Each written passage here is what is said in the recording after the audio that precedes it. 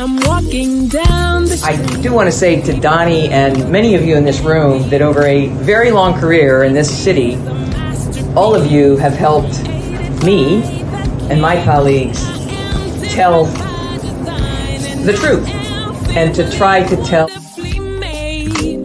I may not look like you and you me, but Put my hat up. I'm from South Carolina, so I just... What does this event mean to you, Miss Peggy Morris? Oh, my heart, Happy 20th anniversary. my heart is about loving up on my sisters. Do you know what it feels like to have your sisters in the room? Don. And dare to be different and unique. I'm gonna be the best me I can be by letting His glory shine through. I am beautiful, I am blessed, but not just what you see in the flesh. I'm free from people, free from myself. The doctor lived next door to the janitor, to the reverend, and the lawyer. We were together.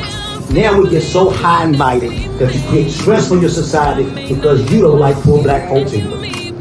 That's a health problem. Get yourself together so I can stop being taking care of geriatric people and get back to pediatrics. I thank you, Donnie, for all you've done. Let's keep doing it all and more. Letting His glory shine through. Dare to be you, dare to be me, dare to be different and unique. I'm gonna be the best me I can be by letting His glory shine through. And I dare you, I dare you, I dare you to be you. Good morning. First name's Donnie, last name's Glover. In it to win it for the long haul, baby. Today we're going to discuss Park Heights, Pimlico community.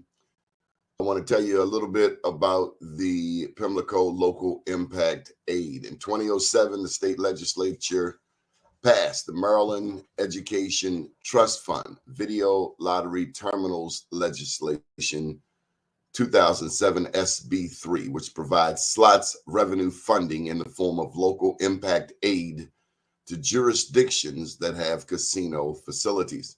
The statute provides that 5.5% of gross video lottery terminal or VLT revenue is returned to the jurisdiction where a casino is located and is known as local impact aid. Baltimore City receives 18% of the local impact aid allocation that is generated by the casinos in Anne Arundel County, Baltimore City, Prince George's County for the Pimlico area. The legislation provides that a portion of the impact aid is directed to the area around the Pimlico racetrack. The current statute provides funds to the Pimlico area for 20 years through fiscal year 2032. Lastly, Pimlico area local impact aid is allocated to the mayor and city council, but under state law, the city is required to develop a spending plan for the expenditure of local impact grants in consultation with the local development council, the Pimlico Community Development Authority.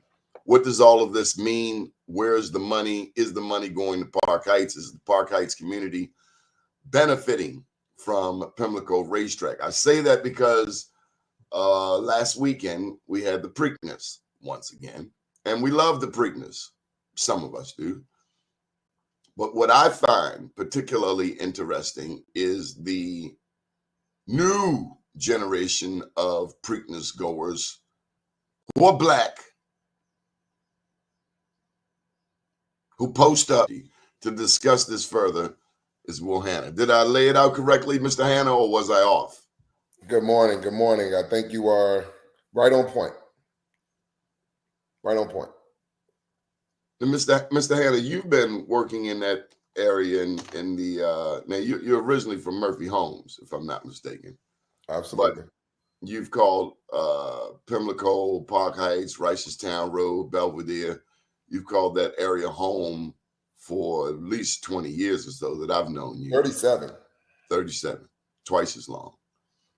What do you see in Park Heights? Do you see a reinvestment in that area? Do you see these funds coming back to the Park Heights community? Or are we just going to the Preakness and not realizing that we are participating in one of the most egregious demonstrations of community give back in the city of Baltimore, in the state of Maryland? Or am I just off? I could be wrong. I think you're mostly right. So here is the issue, and I like the way you kind of laid out the legislation that kind of led up to this. In 2007, when Senate Bill 3 was passed, nobody actually thought that the state of Maryland was going to ever get slot parlors, casinos. And the bill passed. So the way that the Pimlico racetrack was actually leveraged, so that anywhere that there were slot parlors in the state of Maryland, that Park Heights would benefit from those revenues. And so that's basically what the legislation said. Since then, in 2010, when the first slot parlors opened in Maryland, which were in Rocky Gap and Prairieville, even when Live opened, and just to give people an idea, so Maryland Live, Horseshoe, MGM, all the casinos in the state of Maryland contribute to this pot of money that is slated to come to Park Heights. In 2014, there was a piece of legislation that was done by Delegate Sandy Rosenberg to take out Rocky Gap and Prairieville. So now the revenues. Why?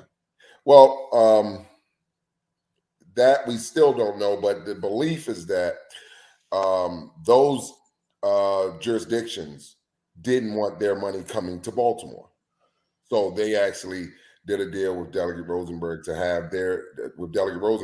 and others in the legislature, so that their portion of the money wasn't coming into that fiscal equation for Park Heights and for Baltimore.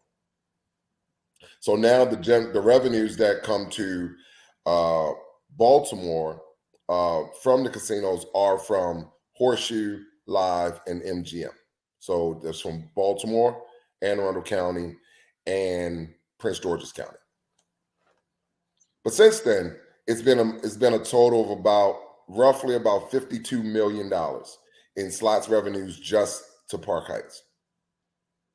And so when people ask about whether the revenues are coming to the community, whether they're being used in the best interest of the community, I would dare challenge anybody, just ride up and down Park Heights Avenue and tell me if you see $50-some million worth of development. Or because there also are other funds that we talk about, which is also the Racetrack Impact Fund, which is a separate pot of money that's been in place since 1972. In 1972, under the Schaefer administration, the Racetrack Impact Fund was put in place so that the Park Heights community would have, it was kind of at the time was sort of a community benefits agreement from the racetrack. And so that totaled about $500,000 a year. So if you add $500,000 a year since 1972, you can kind of see where we're going with where the money may or may not be. How does this make you feel? I used to be very angry. I used to be angry at why a community that I love so much was and is disrespected, uninvested, disinvested, or disenfranchised, and manipulated to some extent, where you have some members of the community who don't understand and don't know the information that we just laid out and the information that we constantly lay out and talk about, but yet get compromised into supporting the same narrative that is destroying the community at the same time. You know, I remember going to the Preakness the first time with my dad years ago. As a matter of fact, I was working there. I was working the Preakness, make some couple $100, what have you. And easily a person can fall in love. I went a step further. I remember Troy Holland. Troy owned a horse. He would invite me out to Pimlico.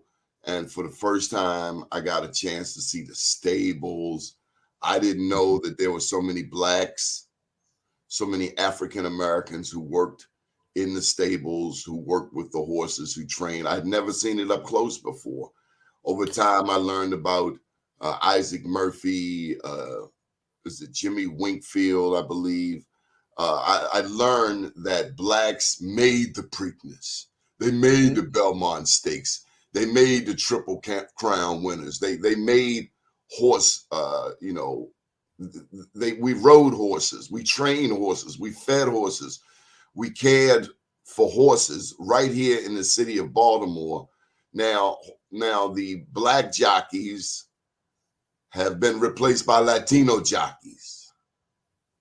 But nonetheless, blacks are still intricately involved in the operation of Pimlico and other racetracks around the country. Blacks are very involved in the horse industry, in the horse racing industry. And so all of that to say, I can appreciate going to the Preakness. What I cannot appreciate in a state with a black governor, a city with a black mayor, where we have one of the largest or highest percentages of black elected officials in the nation, why Park Heights still look like Baghdad. Am I wrong for that? No, and I think there are many people that ask the same question: is what happened and why is with the amount of money that they say or that we can say and we can. Where's the money in Park Heights? Then why is it that Park Heights is not receiving the development, the jobs, the economic opportunities? This mayor claims Park Heights. He does. But there are many of us that know. We know what Park Heights is. I mean, he claims Park Heights, but he ran for office in East Baltimore for city council. Doesn't matter. I love East Baltimore. I love West Baltimore. If I were the mayor, I have to make sure that both of those places that I claim get served unapologetically. Absolutely. And so we have the responsibility, and I say we, I say my organization, the New Park Heights CDC, we have an obligation to protect the interests of the residents of the Park Heights community. We've done that since 1999. We get the pushback from the politicians. We're the ones that are the accountability measure. So we've done all the public information requests to find out where all documents, where the money is, and all that kind of. So we kind of know now. You know, we know, and this is what we have been saying 10 years ago, 15 years ago, 20 years ago. We've been saying the same thing. And Donnie, you and I have had this conversation over the years, many times, at least a decade, about this very same issue, about what's going on in Park Heights. And Park Heights looks almost the same as it did 15 years ago when we started having these conversations. No, you got some new apartments up there. Yes. What you gonna do with new apartments? Well, nobody asked for them. That's the thing. So in 2005, 2006, when the Park Heights master plan was being done, and we were the only organization there at the time, nobody asked for apartments. What we did ask for was more affordable housing, more home ownership, those things. So now we have hundreds of units of apartment buildings being built. You know, in Park Heights, you see three that are now being built on Park Heights Avenue. One that's completed, two that are being done. One that's now being built at Wabash and Cold Spring. And so when you build apartments, you're not building generational wealth for the people that live in Park Heights. You're building generational wealth for the people that don't live in Park Heights, for the people that are building the apartments. It's backwards.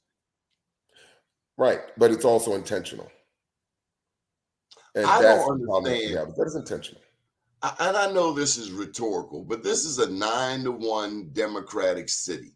Mm-hmm. If you let a Bob Wallace run, and he's running as a Democrat, but if he were running as a Republican, if I were running as a Republican, if anybody were running, and I'm not running for office, I really love what I do. I appreciate the encouragement, but one, I don't trust them. I saw what they did to Sheila Dixon. She got out there. there were 1,800 voting irregularities under Armstead Jones, who runs the Baltimore City Board of Elections, and he still has a job. Let you make 1,800 mistakes on your business, on your CDC. Let me make 1,800 mistakes in my business. We won't be in business. But in the city of Baltimore, corruption is nurtured. It's nurtured. Corruption is also profitable in Baltimore. Not that it's nurtured, it's also profitable. So there are a lot of people that make money off of the very corruption and the things that we would love to see in Baltimore. Unfortunately, we don't get to control. And it's sad. I don't get that. I don't understand. Exactly. You've been given the reins. You've been given the reins to drive this vehicle called the City of Baltimore in any direction you choose to go. Why aren't we driving it for the empowerment of Black people? Because it's because one thing that our elected officials have is they don't have power. They have the perception of power. So they love having that perception.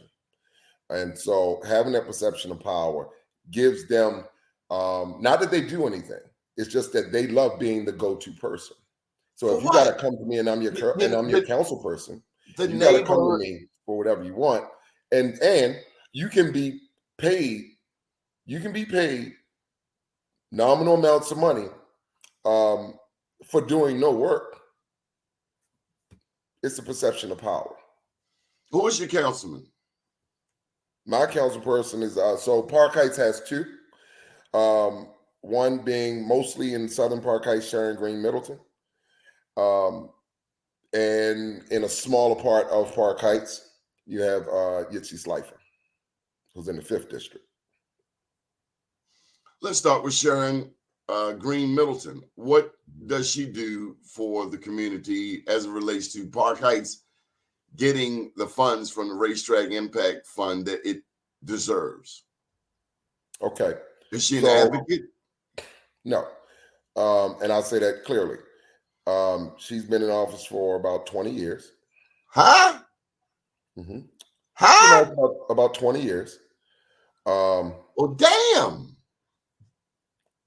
And am I the only news person that sees this as butt backwards? Well, I think you're only one that cares, that is compassionate enough to cover it consistently. So when we talk about advocacy for the community, there are a lot of community organizations, and some that I spoke to even just as yesterday, who are frustrated with not the process. They're frustrated with the lack of results. They're frustrated with the lack of advocacy from. Why do we keep voting for this person for 20 years if they are not delivering? Because for 20 years, she hasn't had a viable opponent.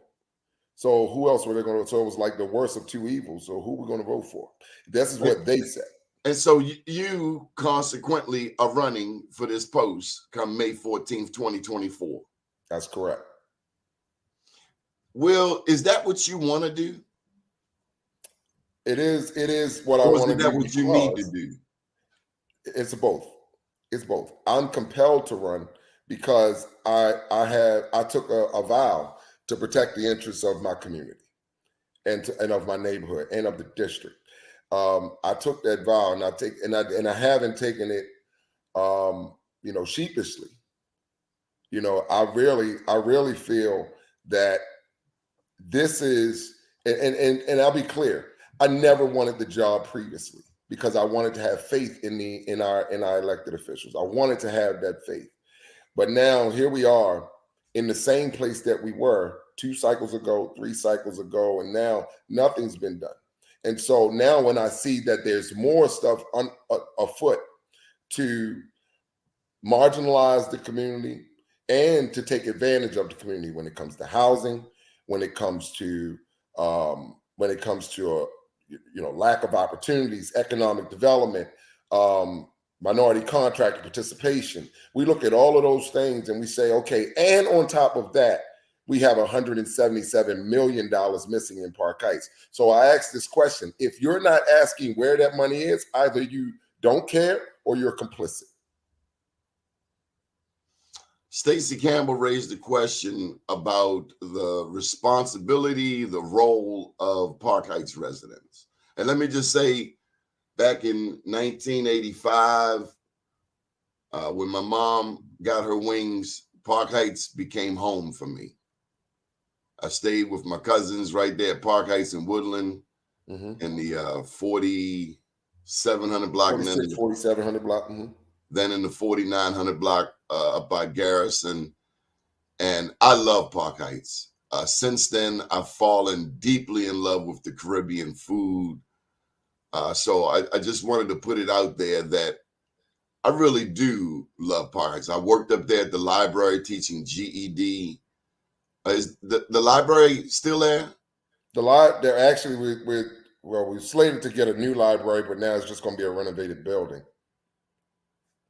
Whole different conversation. I remember Palmer Court. If you from old Baltimore, and Palmer Court's still there. I have a lot of respect for Palmer Court. Don't go around there tipping. Don't go around there slipping, right? Because you will get your wig split.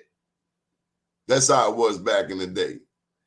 And then I how could I fail to mention Bishop Kevia Elliott? Absolutely. My god brother from the Lord's Church. I love dearly.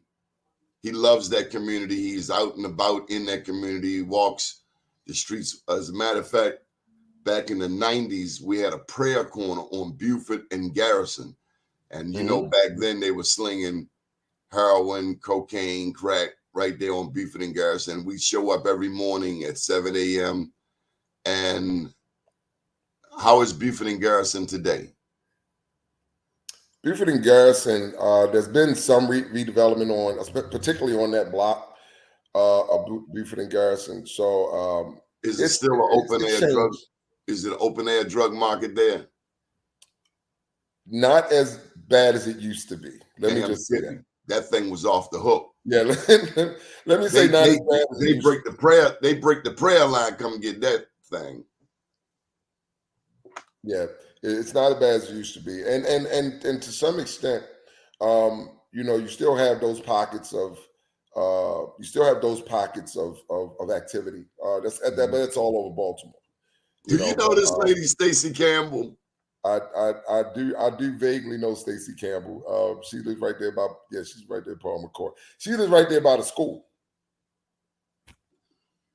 I think if I'm correct, Stacey, you live right across the street from the school. Stacey has been pushing me to do some prayer corners. Hey, Will, are you interested in doing a prayer corner in Park Heights? Because I ain't going it alone. I am not going it alone. We can do it. We can do it anytime. We have 82 churches in Park Heights. So there's a lot of people we can reach out to, and I'll see if Bishop Elliott want to kind of head that up. No. Stacey Campbell gonna head it up. Oh, Stacey gonna do it. Okay. Yes, she is. Yeah, she lives right across the street from the school. I'll talk to Stacey. What do we do? I mean, do we have a town hall meeting? Do we knock on residents' doors? What do we do? We have to really understand what it is that we want to see accomplished, right? Do we want accountability? If we want accountability, then that requires us to not even just go out in the street and walk. That requires us to make sure that we look at every avenue that we can, whether it's a legal avenue, and say, okay, we're going to compel you to tell us where this money is, and we're going to make you do what it's supposed to do. What about Yitzi Schleifer? Tell me about Yitzi. I understand he has some citywide aspirations. Is he speaking up for the residents? And I don't really like the term Lower Park Heights. We call it Southern Park Heights. So sounds very segregated, but nonetheless. Councilman Schleifer does what he was elected to do. Sir, he was elected. He was elected. Well, that part, but his constituents and his base was who elected him, and so that's who he represents. He represents his base, and he does a pretty good job at representing his base, his base's interests, his people's interests. We actually does that include African Americans in a 63% black city? His district doesn't. That's the thing. His district is not 63% African American. And so he represents the interests of the people that he represents and the people that got him in office. Most of our elected officials that look like us, most of our elected officials that look like you and I don't have that same mentality and the same philosophy that they should be representing the interests of the people that elected them and the interests of the people that look like the majority of this city. That's not what we get. That's not the service that we get back. And that's not how they act and how they move.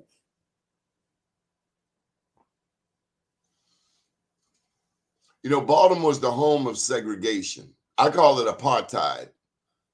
We dismantled apartheid technically in South Africa. When are we going to dismantle apartheid here in the city of Baltimore? When we become unafraid, when we stop being scared, when our elected officials really, and I know this may be a family show, so when they get some cojones to say, you know what, we're going to actually do the things that are right by the people of this city.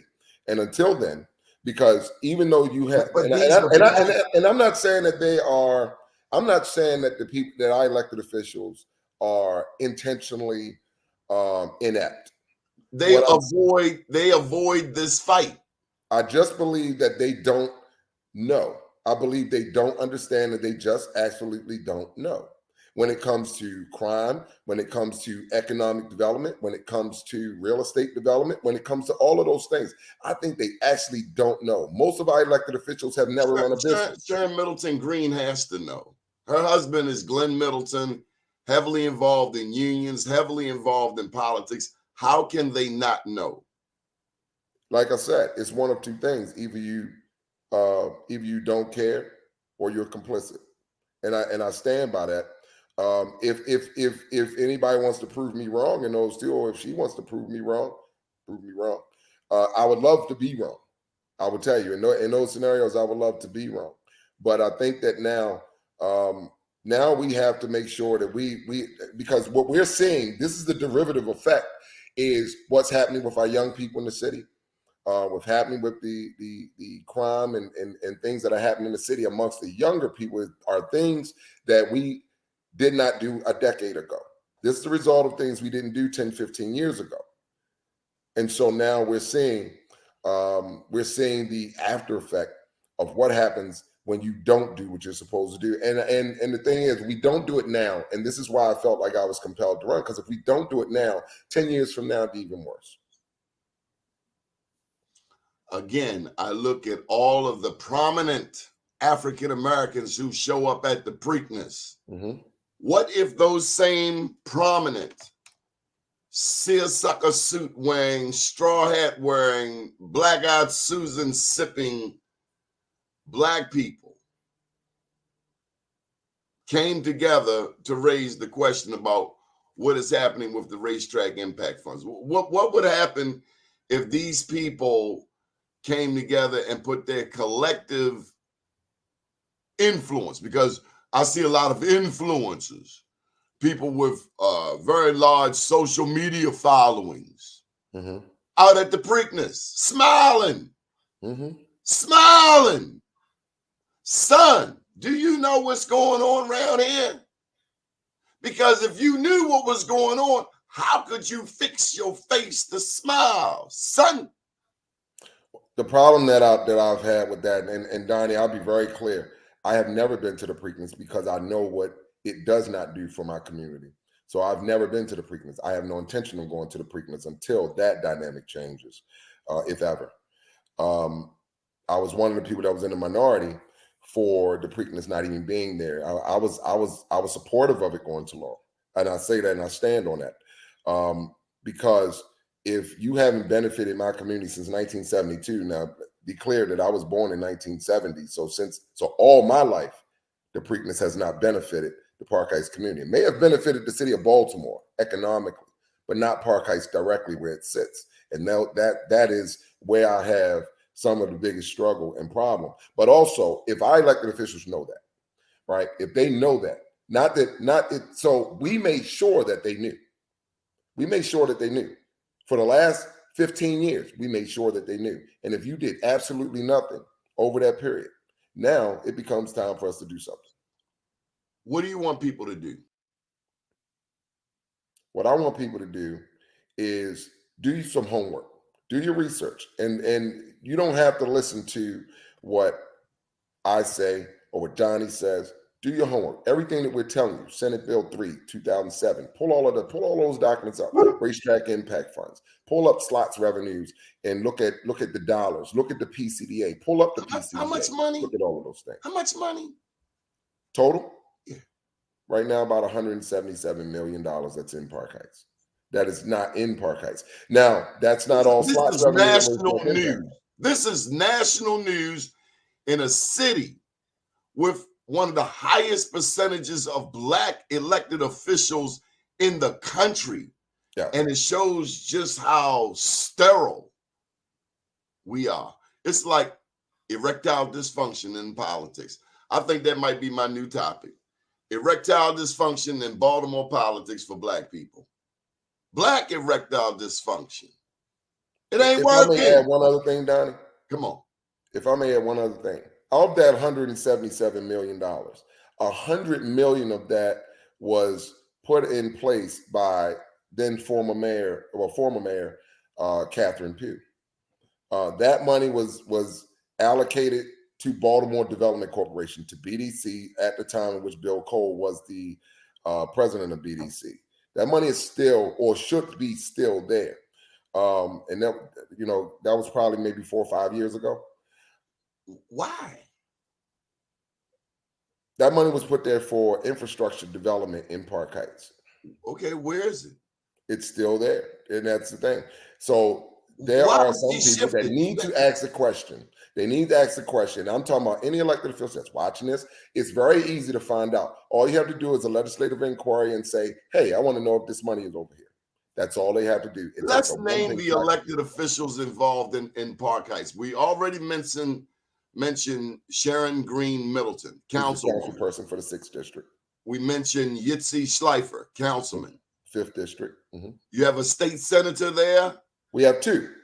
So we have 2. So so that people have an understanding geographically of what the Park Heights proper community is. It is a combination of the 40th and 41st districts. So we have 2 senators and 6 delegates. So we have Senator Joe Carter and Senator Antonio Hayes, as well as all 3 of our delegates in the 40th district, who are, for the most part, non-existent in this process. And it'd be very easy for them to become the heroes of the community, because all they have to do is ask the question. All they have to do is say, hey, let's go find this money. Why do Black people want to be in office if they're not willing to ask the tough questions? Why? Because they're not serving the people. The money's right there. Yeah, it's right there. They can just ask the question. Scared? Because I'm sick of scared Black people. Mm-hmm. What are you scared of? We go to church every damn Sunday talking about God does not give us the spirit of fear, but of love, power, and a sound mind. And we act scared, real scared. Well, I think part of that fear, Donnie, is fear that they'll No, I don't want to be around people like that. Office, or they'll listen. Now that we have term limits, they shouldn't have nothing to be afraid of. You're only going to be there for 2 terms anyway. Go and ask all the questions, do all the tough stuff, do all the hard stuff, and then leave. Because that's what I intend to do. I'm going to go there. I'm very unafraid. There's nothing for me to be afraid of. They've done everything they could do to me. So now, let's go. You went through hell. Absolutely. But one thing they never said, though, Donnie, that I lied. Wrong. They never said that I was wrong. They never said that I lied. They never said that anything I said about anything when it had to do with Park Heights, any money, anything, they never said that I was wrong. They might not have liked what I said. They might not have liked how I said it, but they never said that I lied. They never said that I was wrong. Stacey, we talking about racetrack. She going off talking about her thing again. She wants to do this prayer rally. So this is what I say, Donnie. If they always say the definition of insanity is doing the same thing over and we have done the same thing over and over and over and I remember over all of them again. black elected officials. I remember back when Salima Marriott was up there. Yes. With all due respect, I've seen nothing. What Salima Marriott did, and this will give people a point of reference, right? When the Park Heights Master Plan was being done in 05, 06, as I mentioned previously. At the same time, there was a corporation there called Northwest Baltimore Corporation.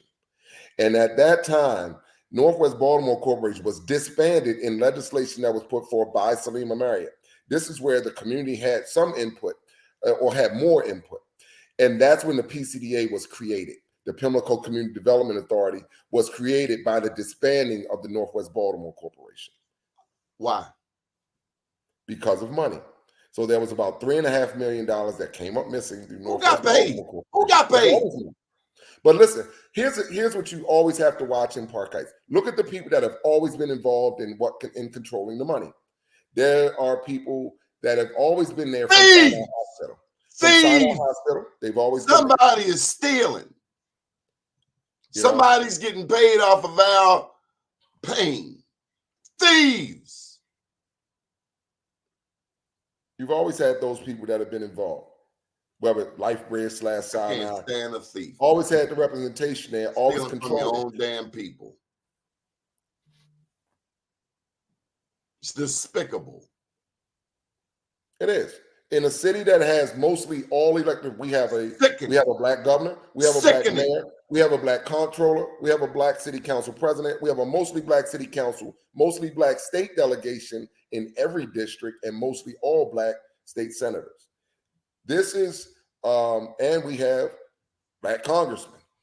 So when we look at what happens in Baltimore, what's happening in Baltimore, this is the worst of the what we should have the greatest representation. When I talk to people all across the country, when I talk to the president of NAACP in San Antonio, and he tells us, we wish we had what you all had in Baltimore. We wish we had the representation that y'all had in Baltimore. People in Detroit, they say, we wish we had the representation that y'all had in Baltimore. Really? And the thing is, we have, as you said, Donnie, we have a lot of people that are afraid of losing their perceived power. What power?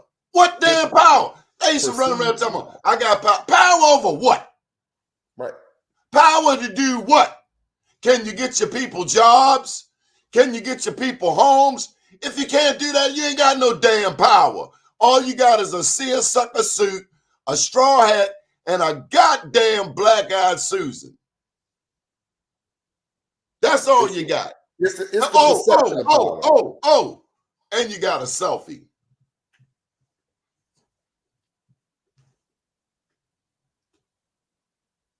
That's what we good at. So all you have to do, and I say this to your audience, all you have to do is think about, there's a Preakness every year. There are horse races all year. All year. Think about what happens to the community that surrounds it as a result of it. Think about a race that's been going on for 100 years, hundreds of years, and what has been the benefit. The Pimlico racetrack has been there forever, and it's probably not going to go anywhere based on this group of elected officials. It's not going to go anywhere. So where have we seen that? Where have you seen, if you've been to Park Heights, if you've been to Northwest Baltimore, where have you seen the biggest benefit to that facility? Upper Park Heights, Northern Park Heights. It looks real different on the other side of Northern Parkway. Well, then you have to ask yourself why. And they got a lot of input on what happens to that money. I remember the meeting I went to with Bill Cole was in a private home in Mount Washington. It was 95% white people in that room. Mm-hmm. 4 or 5 of us black people, including, what's the name, Randy Wambush. Rhonda Wimbish. Yeah, her and Michael Haney and myself. Michael Haney. Angela Gibson was in there, but I don't really remember anything she said at the time. I remember Sandy Rosenberg being in that meeting. Of course. And whenever there's money talking about whenever there's money to be talked about in how you gonna not have Baltimore, Sandy Rosenberg is going to be in the meeting. What's that? How are they not going to have black people? You make, and it's just like the city of the city Department of Planning. You know, they come to different neighborhoods, a bunch of white people telling you black people what the plans are. Never asked you, never got your input. Then they bring I'll take that a step further, though, Donnie. Do you know who oversees the Pimlico Community Development Authority in Park Heights? The Director of Planning is the chair of the PCDA by legislation that Salima Marriott put in 2006. That's what why. The hell was she doing? The Department of Planning got maybe one black person in there. The Department of Planning oversees the Pimlico Community Development Authority. White people making decisions for black communities. Sickening, egregious, dysfunctional, retarded, Arrested Development. Once again, very good, City of Baltimore. You got it. Got to be some of the dumbest people on the planet. We ask the question, and we look across. We look across corruption. Why are we in this situation that we're in Baltimore with our young people, with our can you blame the young people? Our minority contractors not having the participation that they need. When we look at that lack of economic development, lack of jobs, lack of all those things, you wonder why. This is why. It is reasons like this that is why Baltimore is in the situation that it's in, because we have elected officials that are afraid to do what they were elected to do. And They'd rather go in and make friends than create opportunities. And also, let's not forget the career politician move. Some people are lousy lawyers, so they go on and be an elected official. If I got a damn law degree, best believe I'm going to be practicing law. Right. I'm going to be making money. Not taking a $30,000, $40,000 a year job because I can't do no better in law. I said it. Underperformers. Well, I will say this, Donnie. I have my intent in becoming a council person has nothing to do with money, because I do pretty well. Yeah. You know how to make your own money. These are people that go into politics because they can't make money doing nothing else. I would tell people this though. We have staunch differences in approach. We have staunch differences in appeal, and we have staunches in belief in how we get to, because if you ask these very same questions, and this is probably why some elected officials will not come on your show, it's because you're going to ask them the hard questions that they not only don't want to answer, but that they can't answer. They have absolutely no interest in answering the questions because they know that they haven't done it. If you can look over a 20-year career and can't point to one piece of legislation that you did to benefit your people in 20 years. And I say that for people, I say that for Sharon Middleton. I say that for Frank Conaway. I say that for a few other people that are still in office, and you can't vote for Frank Conaway. Stop voting for Frank Conaway. His daddy's dead and gone. If he ain't delivering, I don't care who his sister is. If he ain't delivering, stop voting for him. Well, then we have other elected officials. We act like we don't know. If this person ain't doing a damn job, why would you vote for him? That's right. I can't even blame him anymore. I got to look at the voter. That's right. What are you doing, voters in Park Heights? We have to ask ourselves, what has Melissa Wells done in our district? What has Frank Conaway? Who is that? Who is that? I've never met her. Maybe once. State delegate, 40th district. Where is she? We need some people to run in the 40th who know people, who come to the community. We did a I was interviewed yesterday by Miss Peaches over at Morgan State. She came down to Pennsylvania Avenue. I told her that when people seek my support, endorsement, I have them meet me at the Avenue Market. Do you know why I will? At that, because that's where the people are. Damn Skippy. And most of them don't want to come there. Oh my God. Oh my God. On the Avenue? Absolutely. Yeah. Absolutely. Spineless scaredy cats. The only reason I know that, because I'm always at the Avenue Market, Donnie. I'm always on Pennsylvania Avenue. I'm always down at Shake and Bake. I'm always down at my cousin's spot right there on the corner. The restaurant. Yeah, so we're always down on Pennsylvania Avenue. I always tell people that it's one like thing we're I'm not scared of our own people. I was getting ready to say that. One thing I'm not afraid of is my own people, right? I still go, if I want to go somewhere, I don't have a problem going down to the Red Door. And those people know what I'm talking about. They know what I'm talking about. I have no problem going to the 5 Mile House or the Red Door, or going in our neighborhoods and going to the Avenue Market and going downtown and going down to anywhere in the city. I go anywhere and everywhere in the city because I'm not afraid of my people. I've never been afraid of my people. I work with a bunch of young men every single day, and I got to give a shameless plug, Donnie, out to my guys from the Baltimore Lightning and some that are watching this, because I have 60 young men that we took from the streets of Baltimore and that are now playing pro football at a very high level. So I got to shout those young men out that are 18, 19, 20, 21. And when they say they don't know what to do to fix the problem in Baltimore, all you got to do is give them something that they're interested in and then hone that talent and then get them to a place where they can thrive. We have young men now we have one young man in Germany right now playing pro football. We have guys that are going to the Ravens OTAs. We have guys that are going to Ghana. We have guys that are going to Brazil. All of this. So when we talk about what we're doing with and for our young men, I'm not telling people what I want to see happen. I'm telling them, I'm not going to tell people to do anything I'm not willing to do. And so if we're doing it right now, we can get other people to do it. And it's not as difficult as people do. You just have to want to do it.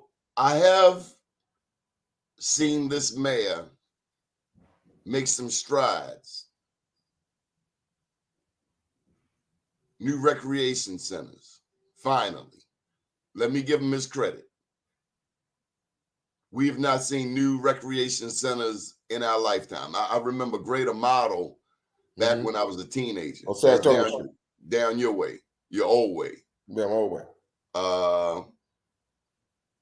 We are starting to see some investment. Chick Webb, I saw that on the news last night. A lot of people don't know that Chick Webb was built by the community.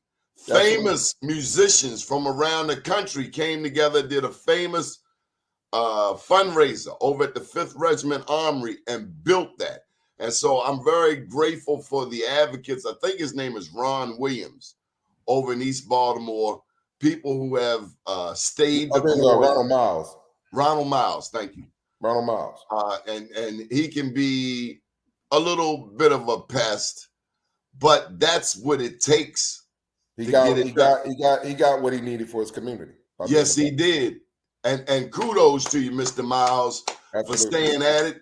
He got on people's nerves. He's a great advocate and a great model for what you need to do in order to get what you need for your community.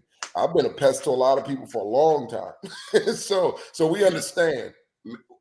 Because he lives in the community, as do you, East Baltimore, Park Heights. I've heard similar things about Sandtown. Sandtown don't deserve nothing. Who's what? Everybody in the city deserves something. From Palmer Court to Lansdowne to the Hollander Ridge. I mean, but we put all of this investment over there, with all due respect, in the Baltimore Peninsula, a community that is a baby. The hell with these legacy communities. And that's the thing. And then they put some damn bike lanes coming through here.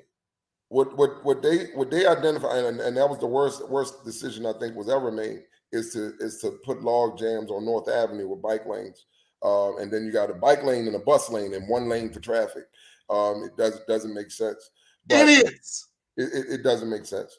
But when you look at the communities that they say don't deserve anything, it's the communities that they say didn't vote for them, or the communities that didn't vote. So if you didn't give them a viable option to vote for, maybe they didn't vote for you. Or maybe they didn't vote. Maybe because they Supposed didn't see any benefit from the people that they voted for last time, or the same people that were running. Well, I bet you they come to Sandtown this time because we got a real serious voting initiative going on, and Sandtown will have its say come this next election. We will have our say. And you don't show up, then we're going to campaign against you citywide. And can I say something to what Stacey just said? The comment that Miss Stacey just said. Sure. She's talking about the Pimlico Merchants Association. So the Pimlico Merchants Association, and I want to make sure that there's a distinction between the Pimlico Merchants Association and the Park Heights Merchants Association. There are two different things. The Park Heights Merchants Association is a larger merchant association that was established by the new Park Heights CDC. The Pimlico Merchants Association is between the 5,000 block from where Harbor Bank is up to where the 7-Eleven is at Northern Parkway. That's the Pimlico Merchants Association. So one thing I will say is that we did our own, and I'll say this to Stacey's point, is that there is the Pimlico Merchants Association is an RBDL, which means that it is set up by BDC so that a portion of the tax dollars go into supporting that merchants association or that business district. So if you go up there and you look at that business district, you can ask, where's that money going? It's about $10,000 a year.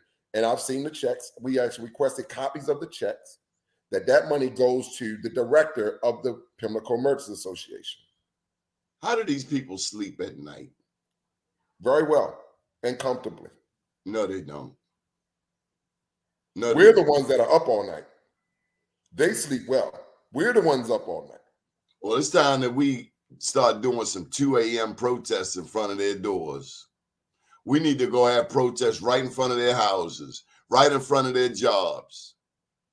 I won't call any names, but I remember one young man from East Baltimore who was used to help get rid of people out of East Baltimore. They drafted him up to Park Heights and got him to help remove people from Park Heights, a black man.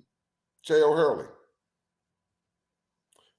So if people want to understand the history of what happened in Park Heights, or in East Baltimore for that matter, there was a project called the Forest City Project. And the Forest City Project was led by some people that were supposedly experts in their field.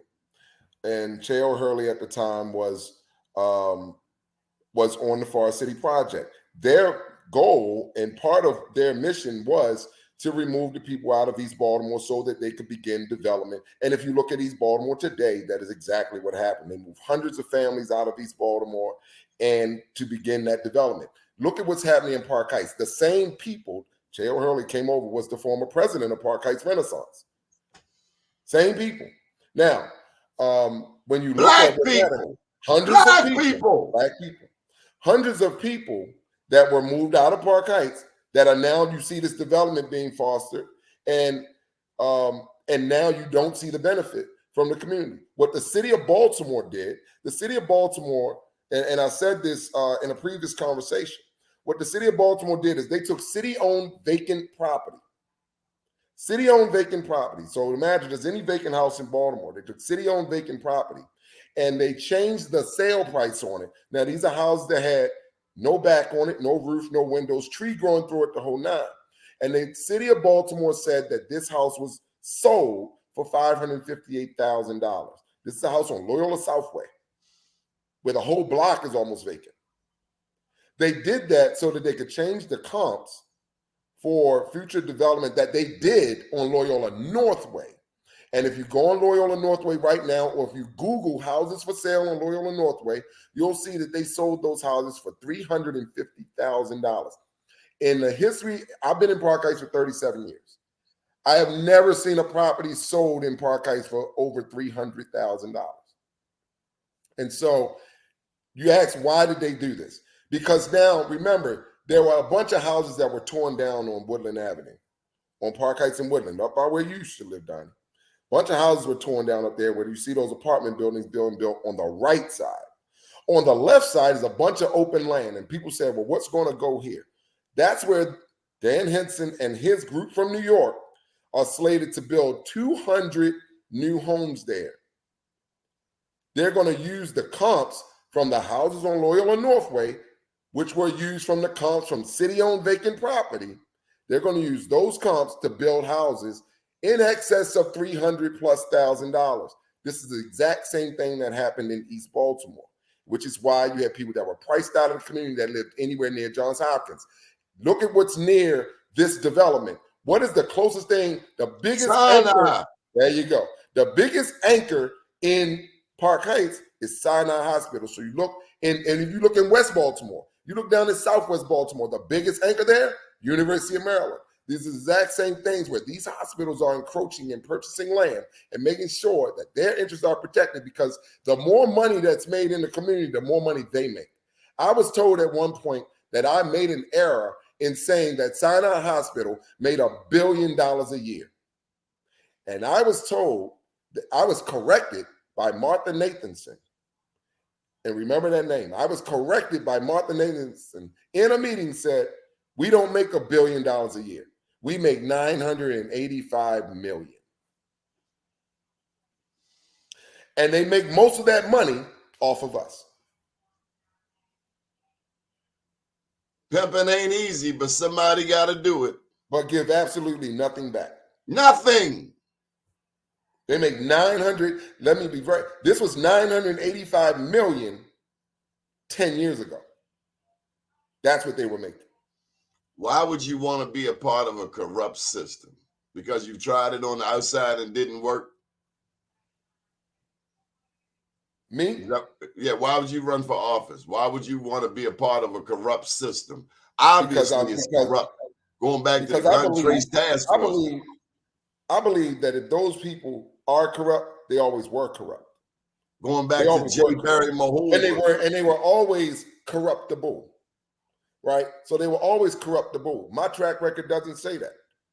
So you know, I've served this country, served my community well. I've served my community for the last 20-some years. You're a veteran. I'm a veteran. I served 11 years, U.S. Army Special Forces. And you know, was in combat a couple times, went to Desert Storm, went to Somalia, got shot twice while I was in the military.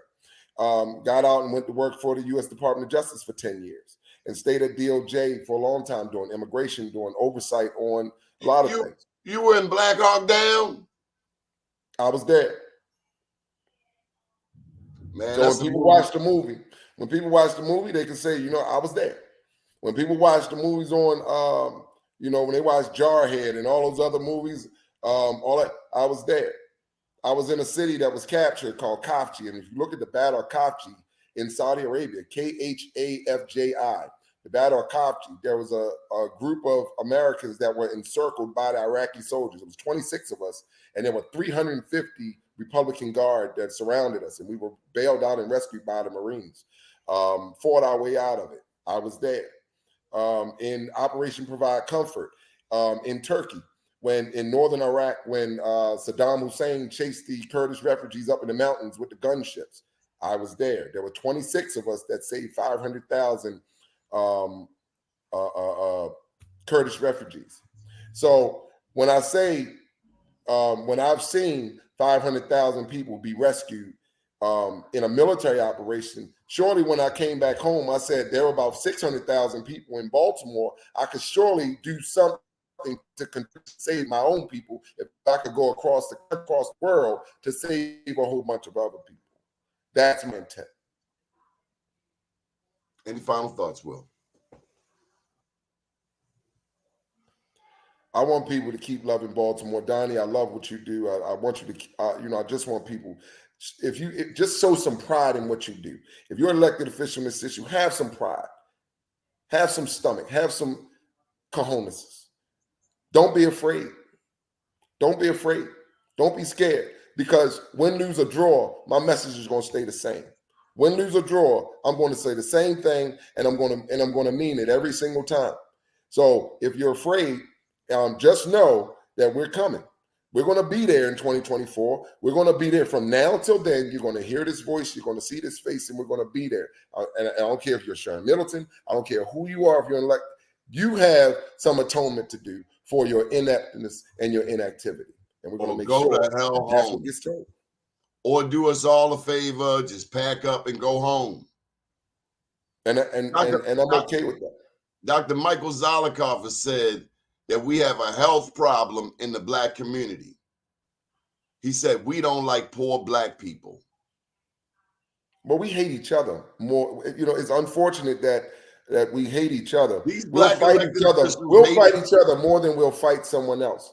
And that is the biggest thing that holds us back as a people. Is that we're not willing to support each other, but we'll support anybody else's cause. Yes, we will. Calvinists, you have Black white supremacists. You have Black people who think white people are supreme. Sickening. Nobody's supreme. God is supreme. That's it. I appreciate you, Donnie. Thanks for having me on. And we'll keep working. And anytime you'll have me, I'll be here. Good morning, world. Absolutely.